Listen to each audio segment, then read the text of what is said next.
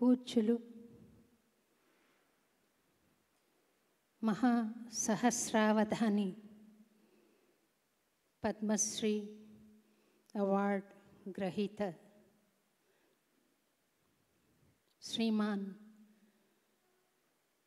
గరికపాటి నరసింహారావు గారికి, వారికి కూడా విచ్చేసిన శ్రీమతి నరసింహారావు గారికి, అన్నమాచార్య భావనావాహిని పక్షాన తొలుతగా సాదర స్వాగతపూర్వక పాదాభివందనాలు తెలియజేస్తున్నాను. అన్నమాచార్య భావనావాహిని చరిత్రలో ఇదొక మరపురాని మైలురాయిగా, మాకు మధుర స్మృతిగా మిగిలిపోయే రోజు.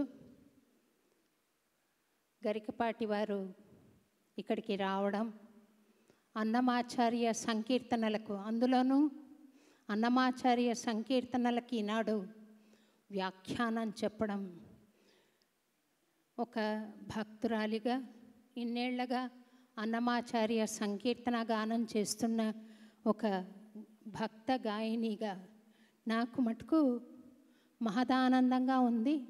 అలాగే ఇక్కడికి విచ్చేసిన శ్రద్ధాళువులైన వారందరికీ కూడా మహదానందంగా ఉంది.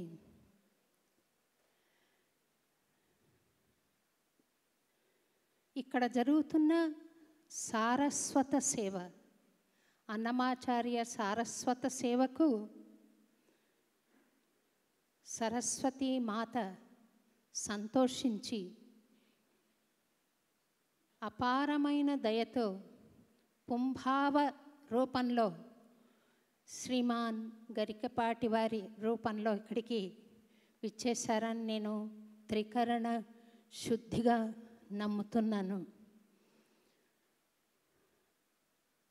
నేను ఈ సందర్భంగా ఒక చిన్న క్షమాపణ మీ అందరికీ చెప్పుకోవాల్సింది. మాట్లాడుతుంటే బాగుందే అని అనిపించే కంఠం పాడతామంటే అంతగా సహకరించడం లేదు, స్వాధీనంలో లేదు. అందుకు నేను ఈరోజు పాడలేకపోతున్నందుకు క్షమించమని తొలుతగా ప్రార్థన చేస్తూ, ఏమాత్రం మీకు నిరుత్సాహం కలిగించకుండా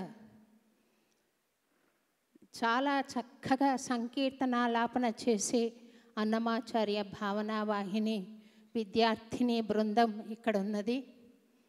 తప్పకుండా వాళ్ళు మీకు చాలా సంతోషం, సంతృప్తిని కలగజేస్తారని, గౌరవనీయులైన గరికపాటి వారి వ్యాఖ్యానానికి దీటుగా నేనే పాడలేకపోవచ్చు.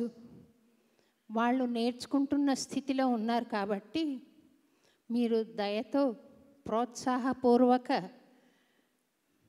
మనస్సుతో ఆలకించి ఆశీర్వదిస్తారని నేను ఆశిస్తున్నానండి. ఈ అన్నమాచార్య భావనావాహిని ఎవరో ధనవంతులు వెనక ఉండి అపారమైన ప్రోత్సాహం ఇస్తుంటే అలవోకగా సాగుతున్న ప్రాజెక్ట్ కానే కాదు.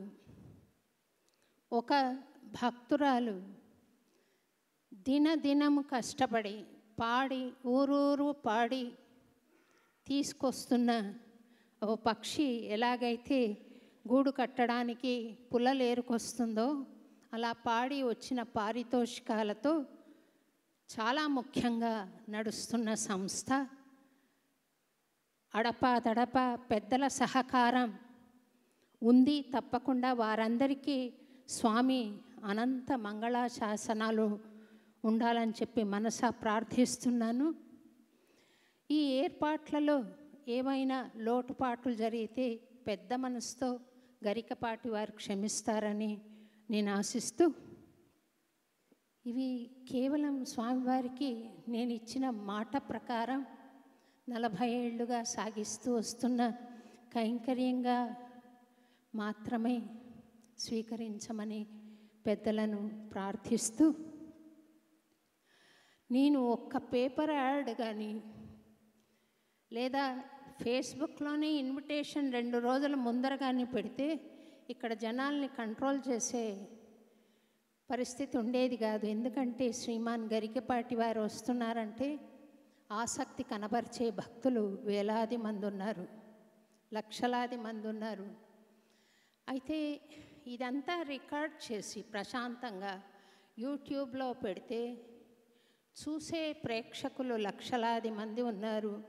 ఇక్కడ అంతరాయం కలగకూడదన్న ఒక ఆలోచన, గరికపాటి వారి సూచనను మన్నించి ఎక్కువ మంది వస్తే కొంచెం ఏమైనా అంతరాయం కలుగుతుందన్న ఆలోచనతో మేము ఈరోజే తెలిపాం గరికపాటి వారు వస్తున్నారు అని. అందున ఫేస్బుక్ ద్వారా మాత్రమే మేము